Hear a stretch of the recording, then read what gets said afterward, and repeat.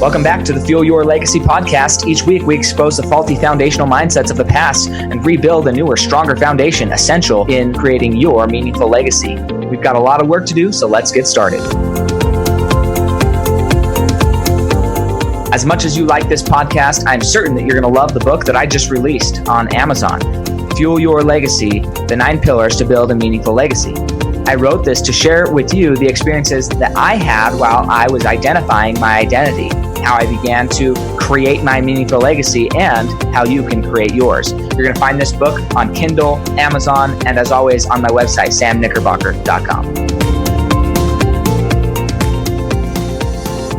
Welcome back to the Fuel Your Legacy show. And today we have another incredible guest, actually 2 incredible guests today that is uncommon. One is Charlie, my wife. This is a historic moment. We got her on a podcast. And then also Jamie Hess, who's joining us all the way over from New York. So thank you so much for being here. Just if you haven't met Jamie Hess, I met her actually about a month ago at a conference where she spoke, and I was completely blown away. Her mind and my mind seemed like, at least in one area, which is what we're going to be talking about today, are in complete agreement around gratitude and the ability to change your entire life based off of this one little thing, one little habit or choice or belief that you choose into. So who is Jamie Hess, you might be asking? Well, she's a media personality. She's the daughter of an extremely world-renowned, probably media personality. Also, she's the creator of the NYC Fit Fam on Instagram. She's a podcaster, 10X speaker, keynote speaker, TEDx. I might have said 10X, but you should be on the 10X. It's okay. page. You know what? We 10X'd it too, so I'm all good with that. Yeah, that's awesome. Her program is the bigaskmethod.com, and you're gonna want to remember that and reach out to her after and just get involved in what she's doing, because it's a life-changing. Which is why I invited her on the podcast, because I like life-changing individuals and I want to rub shoulders with as many as possible. So Jamie, go ahead and tell us a little bit about your childhood upbringing. How did you get to where you are today? And why are you so passionate about the Big Ask Method? And, more importantly, gratitude specifically. How does that affect your life and how did that come to be? Yeah, thank you so much for having me. And thanks for asking that. When I talk about gratitude, there's a word that I actually trademarked. It's called Gratitudology. And I really believe in the study of and practice of gratitude in a deep way. And I'll tell you how I kind of got there. I love kind of starting with this mic drop moment because people probably don't expect it in my history. But let's just say this. I was never supposed to be a drug addict.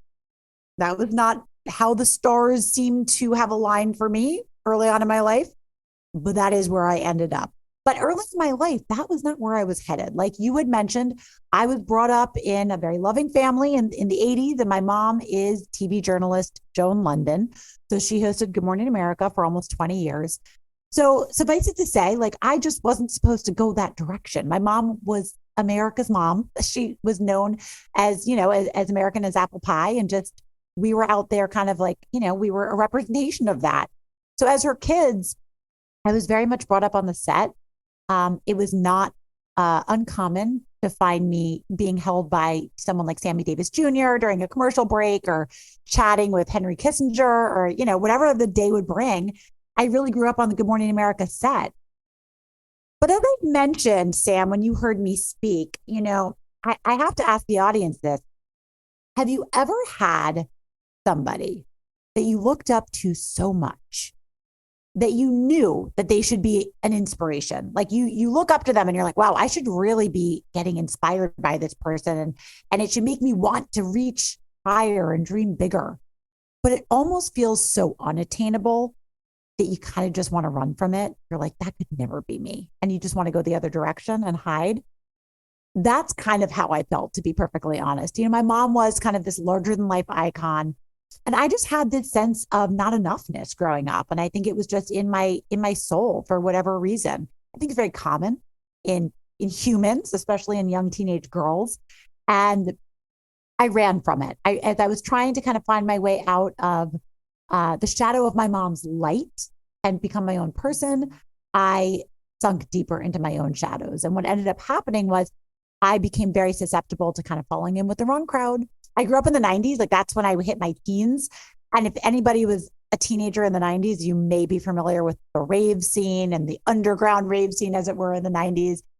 Let me tell you, it was a fun time. She was a fun time, pointing to myself, but it was also a very scary time if you were a susceptible type of person, as I was. So my drug experimentation got pretty bad pretty fast. And, they say with drug addiction, it's fun, and then it's fun with problems, and then it's just problems. And it's like, once you get to that problems phase, you're kind of screwed. You can't really go back. You can't recapture the early times. And once I had hit that, I was kind of tumbling through at that point, the end of high school. I made it through college. I went to NYU, and I landed in my first job in public relations. By the way, I always knew what I wanted to do. I was in my soul, I wanted to be a public relations professional. I didn't really know what that meant, but I was a writer. I was a connector. I was very social. I was an event planner. And so I didn't know at the time, but all those things together, when you put together those sensibilities, that kind of is what PR is. And so I was very good at that job, and I was able to keep my head above water even through my drug use for quite some time. And PR really lends itself to, as they said in the 90s, champagne and cocaine and models and bottles and all of these things that seem very glamorous until they destroy your entire life. You know what I mean? So I kind of tumbled through all of that, but it just, with drugs, it doesn't get better. You can ignore it for as long as you want and think, oh, I'm just going to kind of find my way out of this or grow out of it. But it just doesn't really work like that. And eventually it went from bad to worse. And I remember this defining moment where, I was a high functioning addict. So I had this really high level job, and I would get dressed and go to this fancy office tower every day. And people thought on the outside, man, she's really kicking butt. But on the inside, I knew the truth. And one day I was sitting, it was 6:00 in the morning. I'll never forget it. I was sitting on the side of my bed, bolt upright, because my alarm was going off. And I was looking at this alarm clock because I had not been to sleep yet. And it was just this moment where I was like, you did it again. And now you have to put on this costume and go to work and pretend to be normal. And if nothing changes, nothing changes. And I realized we're only as sick as our secrets. This was my secret, and it was going to gnaw me from the inside out and destroy me. And that was the day I reached out and I asked for help. And that was the first day of the rest of my life. But in that moment, two things happened. Maybe not in that moment. Over the next maybe 90 days to 6 months, as I started getting my sea legs under me, two things happened. The first thing, this is pretty common to people in early recovery, I kind of discovered wellness. I was like, oh, God, I have a lot of extra time on my hands. Maybe I'll get fit. Maybe I'll kind of look into that. So I started dropping into places like Barry's Boot Camp and Soul Cycle, all of those boutique fitness spots that had become very trendy in the 2000s. And I realized, kind of embarrassingly, I was like, oh my gosh, everything I've been searching for on the dance floor is literally right here. I found this communal, tribal energy and everyone moving to the shared beat. And it was so fun. And I was like, oh my God, everything I was searching for was actually here all along. So I fell in love with wellness, and I started that Instagram account, NYC Fit Fam. So put a pin in that, because I'll come back to it, because that literally becomes the portal to the rest of my life. But the second thing that happened was I was doing the other things that you do in early recovery. I got a sponsor and all of the things that I was going to meetings, all the things you're supposed to do. And my sponsor was telling me things that literally I had never heard before, have an attitude of gratitude and you're not the victim. I was like, what do you mean? The world is wrong. This, I'm the one who has it hard. And she's like, you have to keep your own side of the street clean, girl. That's actually, you have accountability in things. And I started seeing things through a different lens. I started putting on my big girl panties, as they say, and showing up and seeing my part in things and becoming grateful. But I was kind of only half doing the work. And I wasn't really getting the gratitude thing. I would pretend, because I love to get an A+. You know what I mean? I love to get a gold star. I'd be like, oh, I'm grateful. But I wasn't really waking up every day and understanding, you almost died. And if you don't even get that, if you don't wake up every day being so grateful for this life that God gave you, you're really missing the point. And because that gratitude didn't really sink in, I ended up relapsing. And I found that, they talk about rock bottom, in the movies. I found that my bottom had a trap door. I fell right through it, and things went from bad to worse. And I really came back on my knees. And at that point, I was surrendered and I was willing to do anything. And I was like, I am grateful to be here. What do I need to do? And I started showing up in the right way. At that time, everything started changing. And I all of a sudden became a different person just by doing this personal work on myself. It started showing up also for me professionally. Like I had not gotten any new accreditations or done anything particularly different, but I started getting promoted and my job kept getting bigger and bigger. And all of a sudden I'm like, I'm SVP at this big agency. And it's really just as a byproduct of showing up as a different human. So I'm at this PR agency, and this is kind of where the story takes the turn, which is a kind of fun byproduct of just doing the personal work when you can start to help others. I saw the people around me, my colleagues, were largely miserable. And I mean that like it just in the way that a lot of corporate America just thinks is normal in the United States. You know what I mean? Like they're just burnt out. They're just like kind of like, am I aligned with my purpose? I don't really know. Who has time to even question that? I don't really have time to take care of myself. I was living in New York at the time. Now I live in Pennsylvania, but I was living in New York at the time for the last 2 decades. I live between, New York and Pennsylvania now, but my home's in Pennsylvania. But in New York, man, that hustle culture, the person who sends the latest email wins. Like you get the award. If you're in the office at 10 o'clock at night, it's like, wow, you're hardcore. And that's not healthy. And so I started kind of coaching my colleagues, like one by one, I would just try to help them pull themselves out of the trenches of this. And I realized my power to serve. And I realized that being of service is the best way. Like paying it forward is really how it comes back to you. It's that kind of inspiration boomerang. And my sponsor used to always tell me, we can only keep what we have by giving it away. And I love that. And once I realized that my greatest power was in helping other people see this message, which was really about gratitude, being of service, seeing life through a lens that just kind of shines everything up. I started realizing that was my true calling. And NYC Fit Fam became my portal to that as an Instagram influencer. I was a young burgeoning influencer. That platform started to grow. My message started to resonate. And I ended up, after a couple of years of growing this message on Instagram, I was able to leave that corporate job and kind of shatter that proverbial glass ceiling. And today I am an Instagram influencer, media personality. I'm on all the talk shows and I'm on a lot of different TV shows just about every day talking about fitness, wellness, and mindset. And like you said, I'm also a keynote speaker and a TEDx speaker and a coach. And I coach people in both wellness and personal development. And it's really that underpinning of gratitude that is my core message.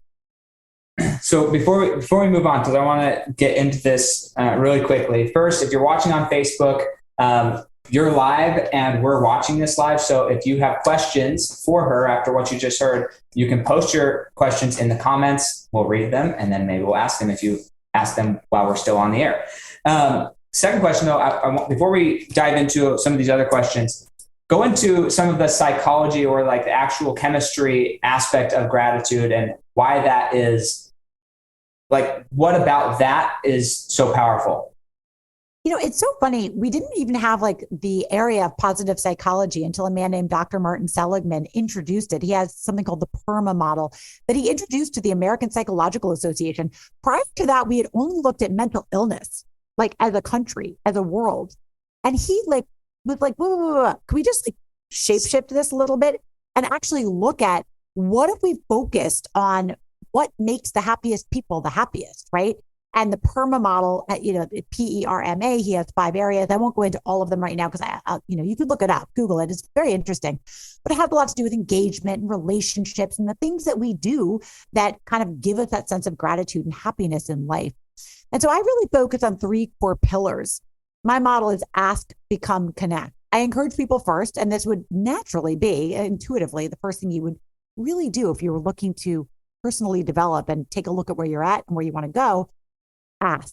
Ask yourself, who do I want to show up as? And I mean, really, because so many of us how often do people as adults just find that they're going to work to make the money, to go home, to have a beer, to play a little ball with the kids and to go to sleep. And they get up and they do it again, or maybe if you're younger, to go out on the weekends And, if you're like me, to get hammered, forget what you did, not even really know if you had fun and go back to work on Monday. Like, that's not a life lived in depth.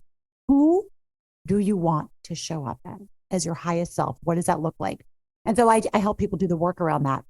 The next pillar, become, is really about sweeping away the junk that's keeping you from getting there. So I talk about a lot of gratitude backed exercises that help us get there. And it's really just about, I told a parable, Sam, you might remember, there's a parable about an old Cherokee Indian, and he's sitting with his grandson. And he said, grandson, we all have a great battle going on inside us between two wolves. And one wolf represents all that is good, happiness and humility and all those great things. And then the other wolf is like all that is bad, like lust and jealousy and all those things. And the grandson thinks about this. He's like, wow, what's going on in everyone? Well, grandfather, which wolf will win? And the grandfather says, the one you feed. And that's an everyday battle inside. Which wolf are you feeding? And that even just comes down to, how are you talking to yourself? 9/10 of the women I coach, they have all the tools they need I coach a lot of women that going from 6 to 7, they want to go from 6-figure earners to 7-figure earners. And like, they have everything they need to get there, except for the confidence. Except like, they'll get halfway through a project and just give up because they're like, I couldn't possibly see it through. And it's like, if you tell yourself every day you can't, then you can't. You're right. So it's a lot about how we talk to ourselves every single day. Same as if you want to build your arms, by the way, you want muscles, you got to work your biceps in the gym. If you want to build positive neural pathways, you got to do positive neural work in your psyche, affirmations, all of that good stuff to believe. And then the last one is connect, because I truly believe, we have an epidemic of loneliness. It's been written about a lot lately in the papers. In the UK, they actually have a minister of loneliness. I don't know if you know that. It's a government position. It's very, very dangerous how we're trying to live in a vacuum these days, especially with the digital world. We feel like we're connected, but we're not really. So connectivity, accountability, not trying to do things in a vacuum. Even a lot of people who work for a company today feel like they're solopreneurs because they're just working from home or hybrid. So people are they're very disconnected. So I really, really make a case for connectivity with other human beings and using that to, like, a rising tide lifts all boats, right? We got to be out there. We are meant to be connected creatures and to give back and to help each other and to ask for help. You deserve to ask for help. So this all kind of ladders back to gratitude, but you can see how you can get yourself from step A to step, or, A, B, C in a way that's kind of linear, and it can change everything.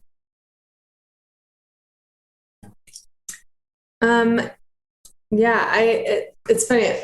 I agree, like, conceptually with everything that you're saying, and Sam has shared some of these things with me.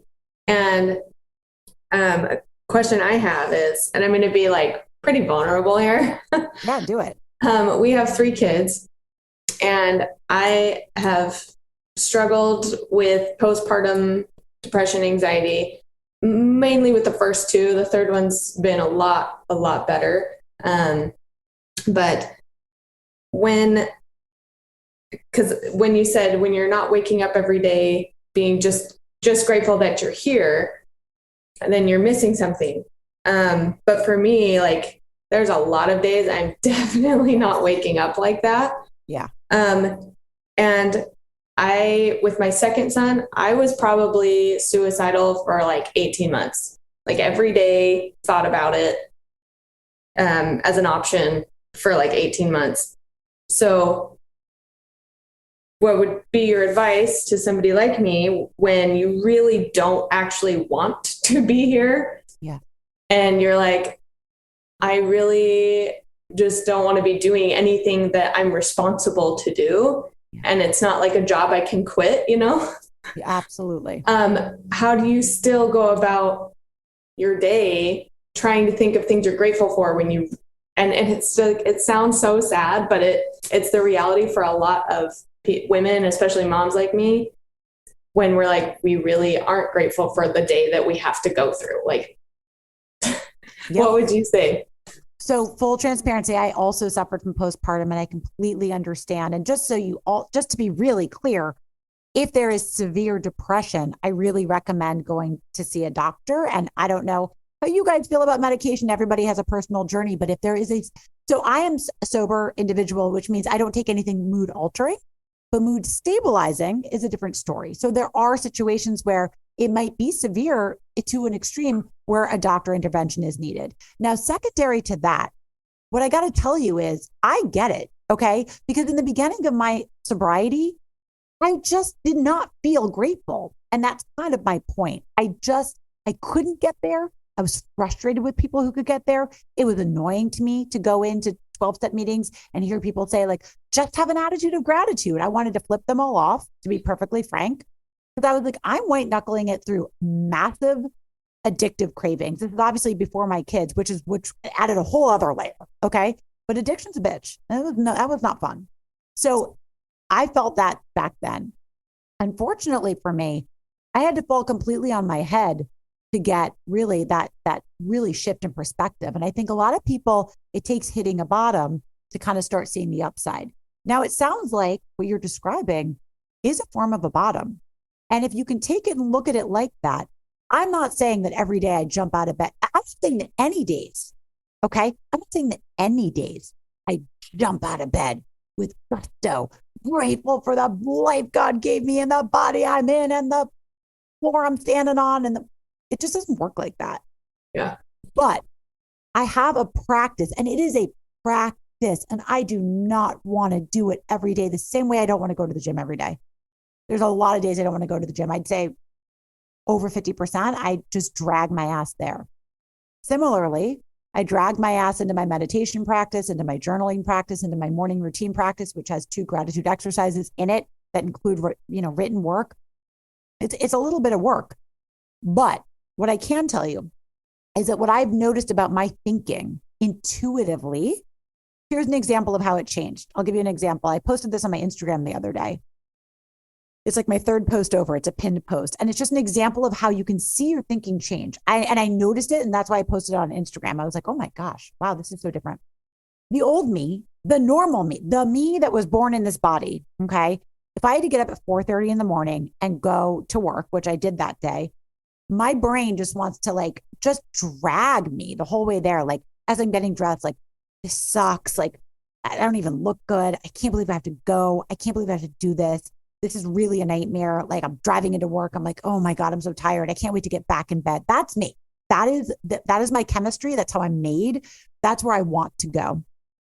After doing the gratitude practices that I've been doing for a long enough time where they become ingrained, I found myself the other day, I had woken up and my brain started to do that. And immediately it's like the dial turned back the other way. And all of a sudden I was like, I'm so grateful that I have a job to go to. I'm grateful I'm going to get this paycheck so I can support my family.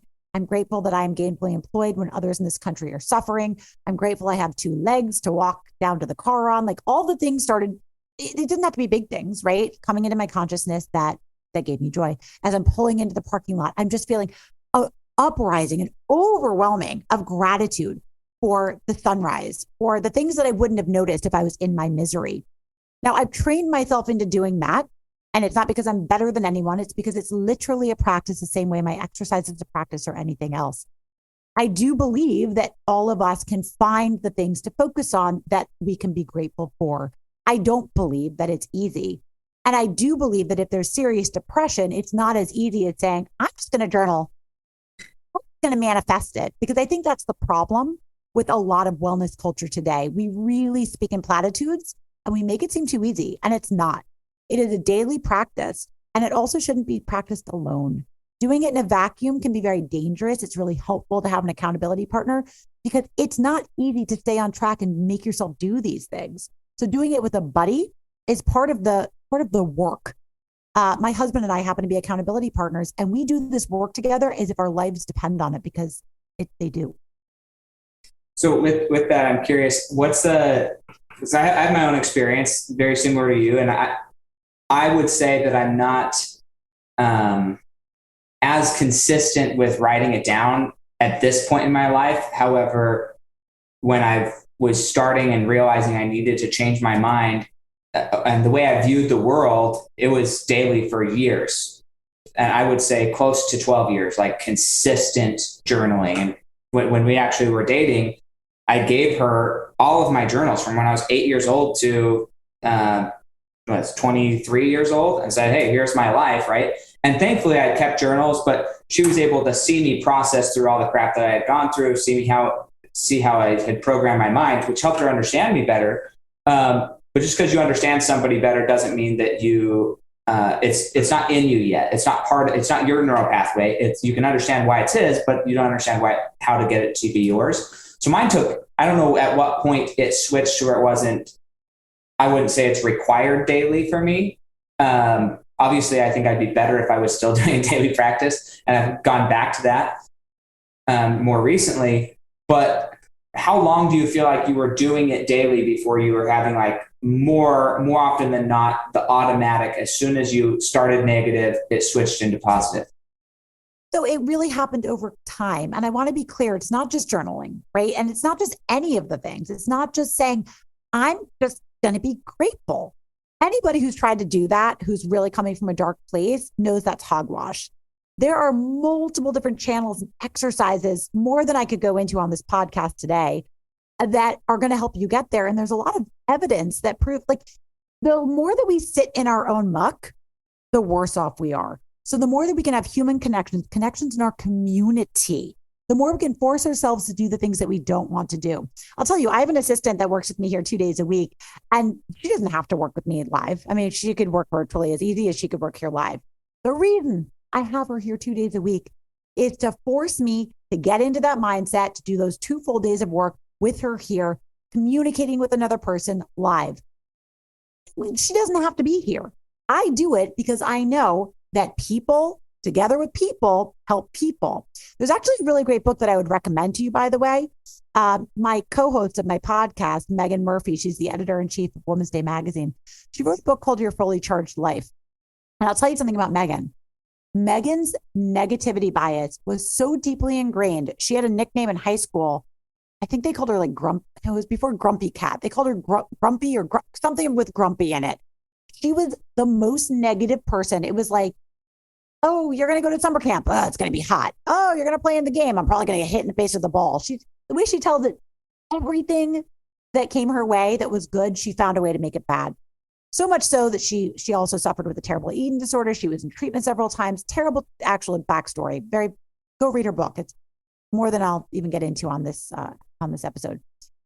She ended up becoming the biggest advocate for the positive psychology movement. And she wrote this book, Your Fully Charged Life, which is essentially how to recharge that battery and plug back into your life based on so many of these mechanisms, and kind of workshopping a lot of these things live. And a lot of them do have to do with actively pursuing things that you don't necessarily want to do, but that are going to refuel that battery for you and really change the way that you think. So I don't want to dumb it down to say that it's just journaling.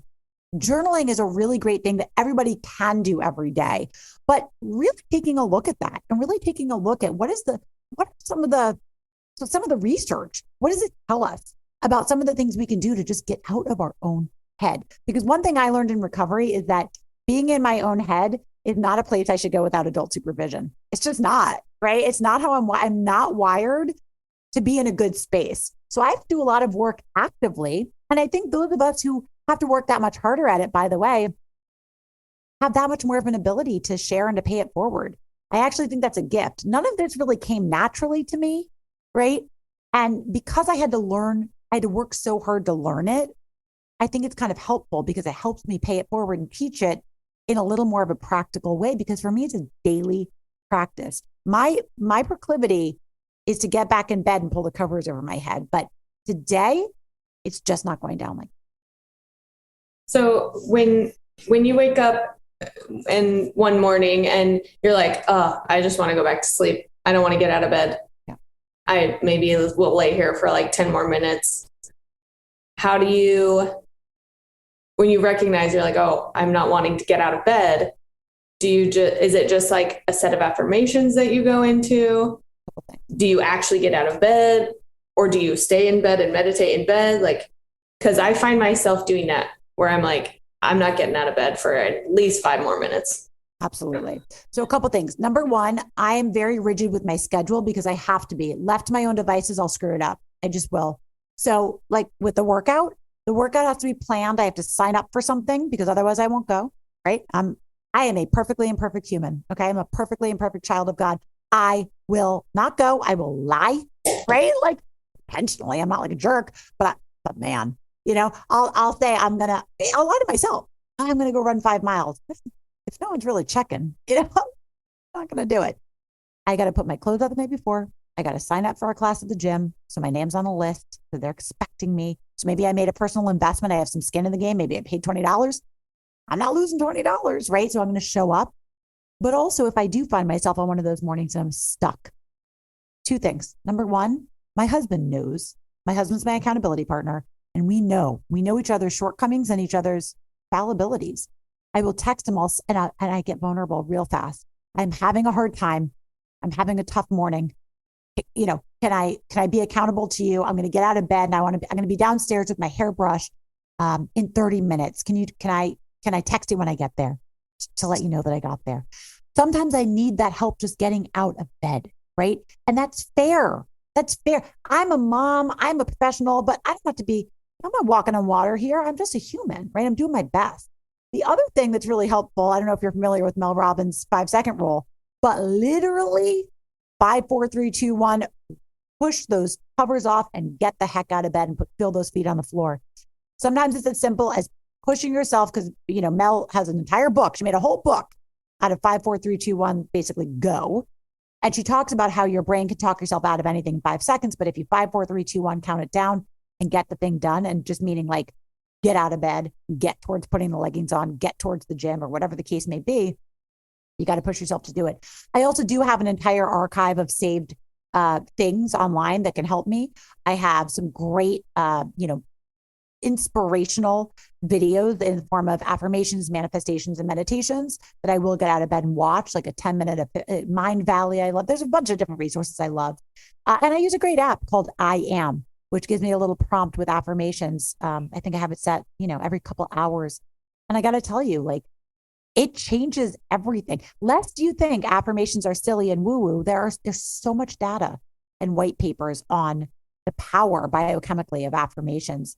And so just reading an affirmation out loud, I really recommend not just reading it to yourself, getting up, reading it to yourself in the mirror out loud.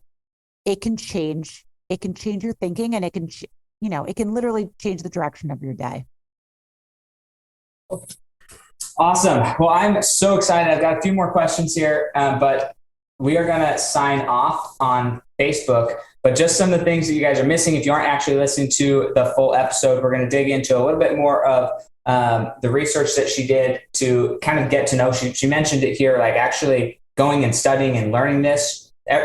Just about everybody's a skeptic in the beginning, and it's okay. I think that skeptic, as she said, it's not your natural proclivity to do that. It's something as you learn, you become different. And with more information, you start to change your behavior because it's the only thing that makes sense at some point, and so that's a benefit. So we're going to talk a little bit more about that. And then we're also going to talk about some of the things she said as far as drugs don't get better. We're going to talk about how that applies to every area of your life, not just if you're dealing with drugs or alcohol or something addictive like that, but it could be social media, it could be TV, it could be Netflix, it could be anything. And so we're going to get into more of the details there. And then we're also going to ask, get the answer of, how much time would you have without your addictions? And we're going to talk a little bit more about that. So if you're interested in the rest of this conversation, then you can find this episode on the Fuel Your Legacy show on anywhere you can download podcasts moving forward. And we'll hope you have a wonderful, wonderful day.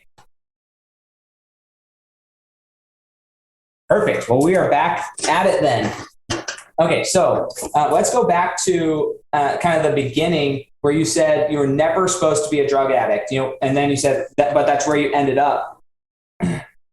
There's so many people who actually feel like the end of their story is there. They're 25, they're 35, they're 45, and we use the word ended up, and some people think that is the end, which clearly it's not. You've recovered, but how did you change your ending? And talk about that process. I know you've talked about it in general, but like the changing the ending, what's that narrative like to actually move that forward and help people recognize this isn't the end. I don't have to stay here. I can change. Oh my gosh. I love this question because let me tell you something. So, and I was just talking about this the other day. I saw a girlfriend of mine who was one of my best girlfriends when we were in high school. And I'll never forget sitting in my driveway. We were both in her Jeep and we were 16 and we were doing drugs. And I remember her, she was in tears and she just said, I just know I'm not going to make it to 26. I just know it. I was looking at a post that she made on Facebook yesterday of her two beautiful twin daughters riding in a horse show and this beautiful life that she's living. And I just thought, what we think is our end is not our end. If you had told me that I would have the capability of living any sort of a normal life, and I'm doing air quotes for those of you who can't see me, I would have said you were crazy. It just wasn't who I was. I was a drug addict. I was a loser in my mind. I was hopeless. It's who I was. That doesn't change overnight. All right. That doesn't change overnight. But there's something that they say, in recovery text, which is just basically, if you kind of stick with this way of living, thinking, growing, learning, community, you have a chance to be rocketed into a fourth dimension, a way of life that you never even thought possible. And to say that that's my experience today is the understatement of the year. If you had told me even that I could leave my corporate job and get to a place where I am, self-sustainably, I 5X my salary, I'm self-sustainable, I'm happy and thriving. The fact that I am a suburban mom, okay, this girl who had pink hair and a tongue ring is a suburban mom who belongs to a country club. Like, how did that even happen? I'll tell you how it happens. A lot of hard work and diligence and not allowing myself to stay in that energy of I'm not enough, I'm a loser, I'm flawed, I'm broken. But it took a lot of convincing of myself. So like I said, so much of this comes in taking those small wins, being reflective of them and being like, well, if I could do this, maybe I could do that, right? It's about really taking a step back. This is why I believe so hard in coaching, by the way. And I have always, since I left that job, let me tell you a quick story. When I left that corporate job, I had been working on my side hustle, which was my being a monetized Instagram influencer and starting this role as a media personality. I've been doing that for about 2 years, nights and weekends, right? Just really working on it on the side. But I was still like a pretty high powered executive. So I was very busy at work. And I would always say to myself, man, imagine if I didn't have this full-time job. Imagine what I could do with this side hustle. Like I could just bring everything into fruition. I would write 10 books. I would have 7 podcasts. I would be coaching. I would be doing all these things. So I finally left that job. I gave notice and here I was on my own. And in the first 90 days, I had all of these things on my vision board. And guess how many projects I got accomplished in the first 90 days? Zero. Big fat goose egg. The reason was because I had always had a boss. I had always had deadlines and deliverables. I did not know how to operate outside of that. I was like, what are my KPIs? When am I supposed to be doing what? I just basically started. Have you ever seen that meme that's like, I have 25 tabs open in my brain. One of them is playing music and I don't know which one it is. Like, that's what I felt like every single day. I would open 17 different workflows and I just didn't know what I was doing. So nothing got finished. That was when I hired my first executive coach. And she was kind of like a spiritual life coach, executive coach. She was like a hearty dose of woo woo and manifestation with like a good underpinning of strategy and prioritization. And she helped me. And I always say, if you don't have a boss, honey, you better hire one, right? Like, yeah, it could be your husband, it could be for free, or it could be somebody that you hire. I've spent over the last year, and I share this publicly, so this is no sort of a flex. This is just my choice.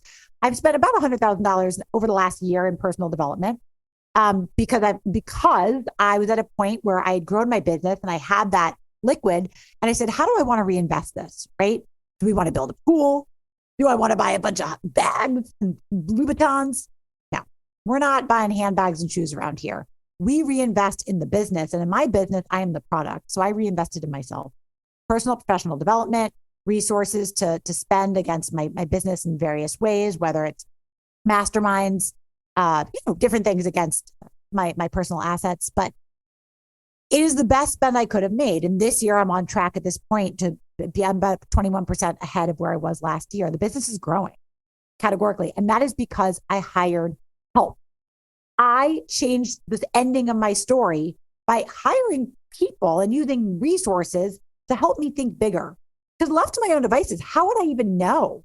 The end to me was the end. I couldn't even fathom this side of life. But as you keep going and you use mentors and you use coaches and you're a seeker, you're seeking informational with people in your industry above you. You're seeking out, help in spiritual areas to further your development there.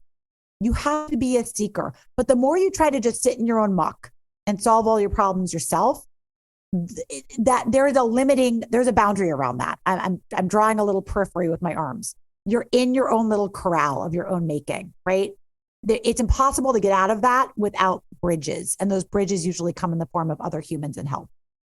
So to add that to that though, you the way you were raised was with so much maybe expectation from outside, but a lot of self-imposed for sure expectation to live up to these standards of what other people were. When you were, I guess 2 questions, right? So we're young parents, but when you were going through all of those drugs and everything in the beginning, how aware were your family members that it was even happening? Number one. And then, well, let's just answer that. How aware were they that it was even happening? My mom was so not a drug person that she just didn't understand what was going on. Bless her heart. It didn't occur to her. She didn't. And then when other mothers would start, like you're a teenager, you get caught at people's houses, she would hear things, but I was a very good liar because when we're in our addiction, we'll do anything to protect our addiction. Now, between you and me and our listeners here, I really wanted to be found out. I actually wanted help, but my addiction just wouldn't let me go there. And so the last time I ever, at the end, when I finally did go to treatment in my 20s, I picked up the phone to call her at least 20 or maybe 30 times. And I dialed the first 3 or 4 numbers of her number. And then I'd hang up. I'd just chicken out because my addiction just couldn't fathom that there could be life without this crutch. I just didn't, this wasn't a good answer. I knew, but I didn't know a better one. I didn't know if I could survive in the real world. So finally she ended up knocking down my door and helping me. Thank God. Your mom did? Yeah. So remember I told you I kind of fell through that trap door of my bottom. Uh-huh. I got sober myself the first time. After that time I was telling you, I was sitting up on the side of the bed and then I called my friend. He brought me to my first meeting and I got sober, but then I relapsed. And so after that relapse, when I was just at the end, my mom finally came to my house and my apartment in New York City and knocked on my door and said, what is going on and how can I help?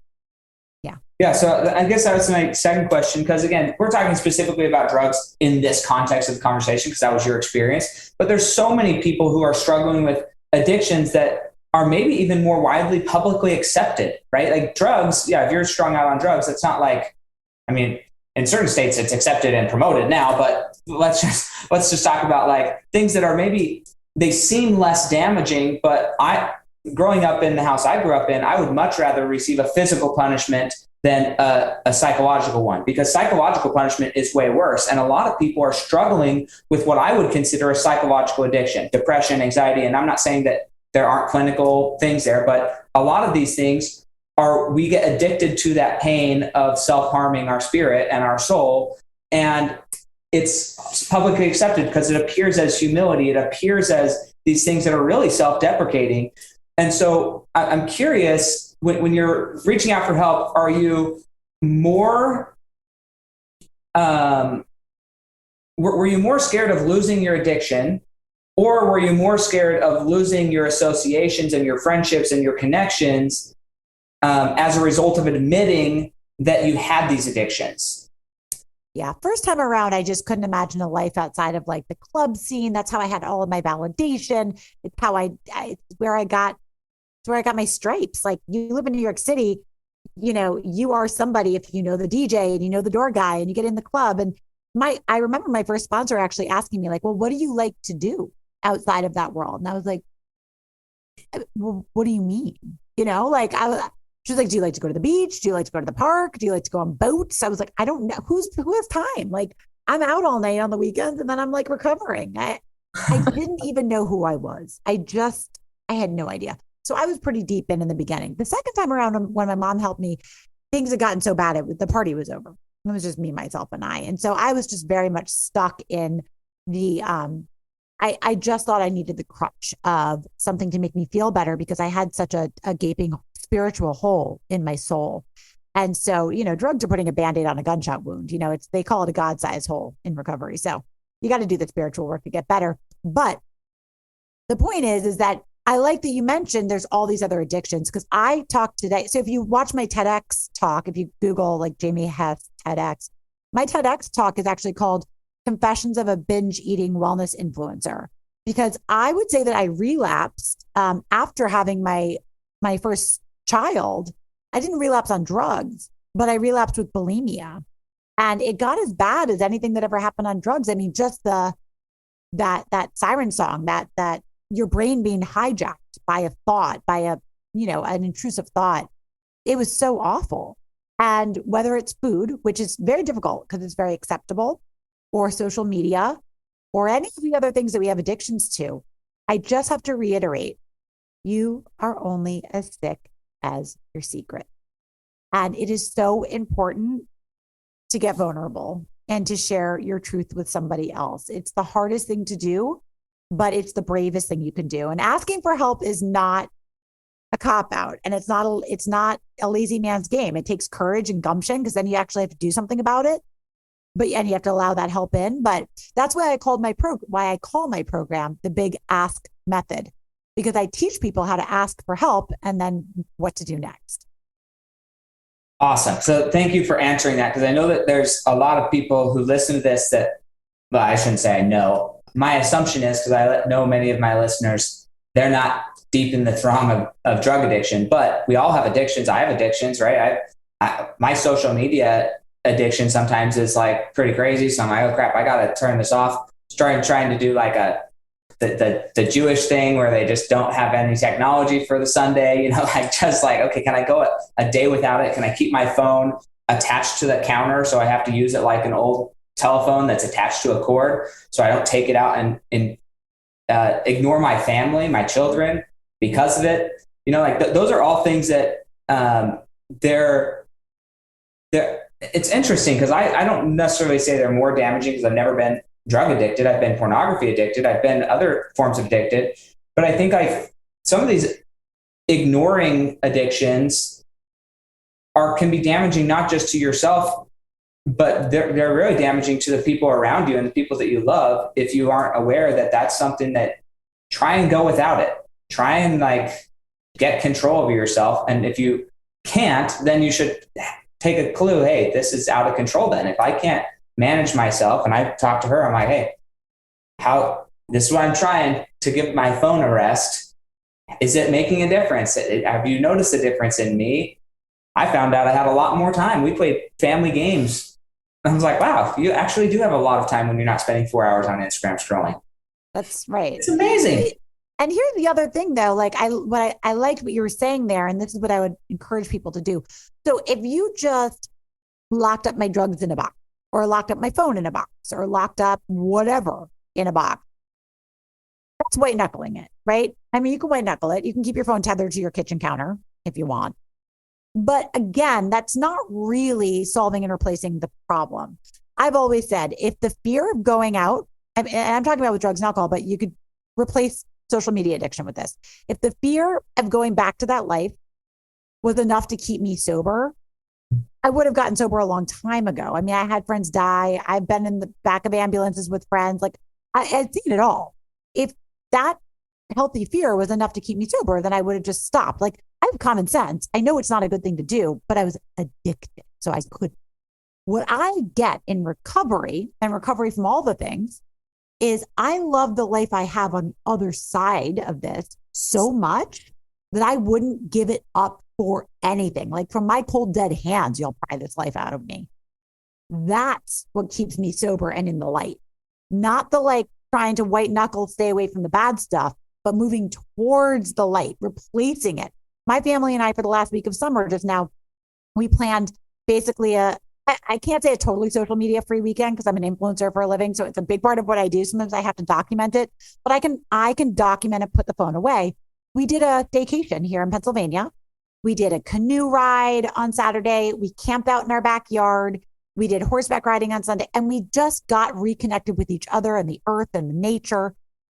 It does take a bit of work, but replacing the things that are keeping you mentally addicted with something that is really larger spiritually and pleasurable and it creates those positive mental connections is very important, right? Because you want to be moving towards something, not trying to keep yourself away from something else. Yep, totally agree. I couldn't agree more with that. So that's kind of the another question. We're going to run out of time, which is just absolutely terrible. Oh, we have 2 minutes left. What do I ask? It's the best one. I know.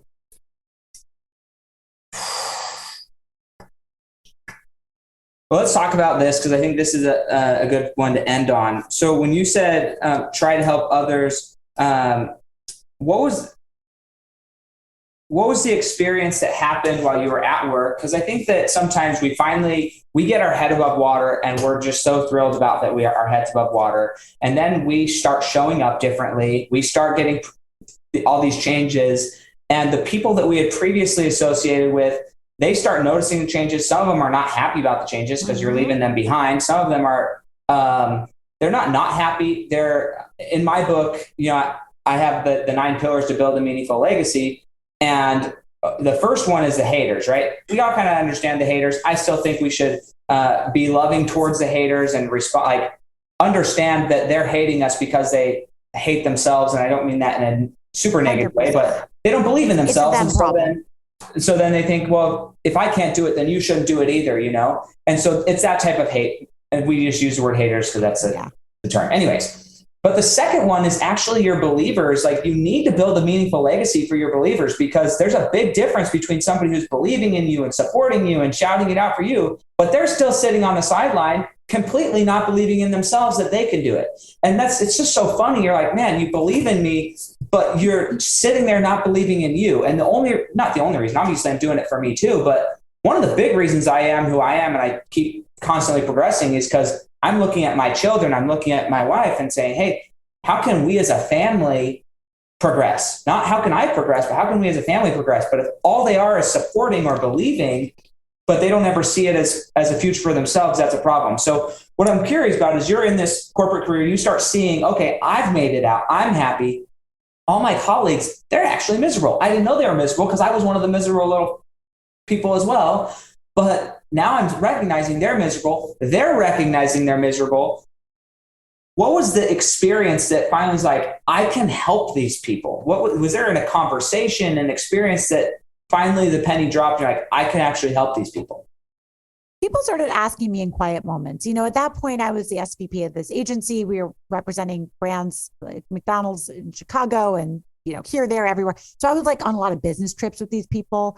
And there would just be moments where, we'd be sitting having dinner or whatever. And they'd say like, yeah, I don't know, Jamie. I mean, I'm kind of like at the same place as you. We're both doing the damn thing. We're making like pretty good money. We have the job. We kind of have everything we thought we always wanted, like living in New York. I'm unhappy, but you don't look unhappy. Like, how do you do it?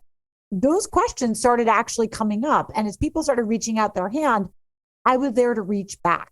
A big part of like 12-step stuff is like, you go from being, it's not a me-centered program, it's a we-centered program. And it might sound cheesy, but it ain't, because that's what it is. Like, we only keep what we have by giving it away. I can't force somebody else to get it. And by the way, I'm not trying. Like, I'm not interested in that. My own sponsor used to say to me, like, Jamie, I'll go out on a limb for you as far as you'll go for yourself. I'll meet you out there, but I'm not going to like come out on a limb and like try to, rip you out. Like, you got to meet me out here. If people are ready and willing to change, I've got you, right? You can't force people to get it. You can't. But when people are miserable enough, they'll be moved to change. Or if you just kind of wear your recovery like a loose cloak, right? Wear your new sensibility like your outer garment. It's not showy. We talk about attraction rather than promotion, right? I'm not out here promoting my way of life. I mean, I am now because it's a business. I'm a coach, but technically speaking, right? I mean, you can opt into that if you like, but technically speaking, I'm not out there trying to convert people, right? Proselytizing. It's attraction. People want what you have. They're going to ask how you got it. And that's the best thing you could do, is just be that beacon of light and wait for people to want to get in on that. Yeah, no, I appreciate that. And that's why I figured your answer would be something like that. But I think that that's so crucial because some people miss their gifts. They miss what God blessed them with because of and I'm going to call it an addiction to false humility. It's really ego and pride masquerading as humility. When we are asked these questions in a quiet moment, sincere, hey, how are you who you are? And I find myself doing this sometimes, like, oh, I'm not really that good because you want to publicly seem like you have problems in your life too, so it's attainable. But the truth is, no, my life is actually really freaking good. And I love pretty much all of my life. So when we're thinking about this, what does that look like? Well, when somebody asks you those questions, that's a sign of, in my opinion, a gift that you've been given that if you're willing to share, not everybody's willing, but if you're willing to share, that could be a good indication of a direction that you could take your life, and you would be happier sharing that and they would be happier receiving it. So with that being said, that's our kids knocking on the door. So we are so grateful for you, Jamie. And say again where we can find you if we wanted to on the podcast or find you outside the podcast. Absolutely. So you can find me on Instagram. I am NYC Fit Fam. You can find my coaching program at thebigaskmethod.com. And you can find me as a keynote speaker at meetjamiehess.com. Awesome. Thanks so much. And we'll catch you guys next time on the Fuel Your Legacy Show. Thanks for joining us. If what you heard today resonates with you, please like, comment, and share on social media. Tag me. And if you do give me a shout out, I'll give you a shout out on the next episode. Thanks to all of those who've left a review. It helps spread the message of what it takes to build a legacy that lasts. And we'll catch you next time on Fuel Your Legacy.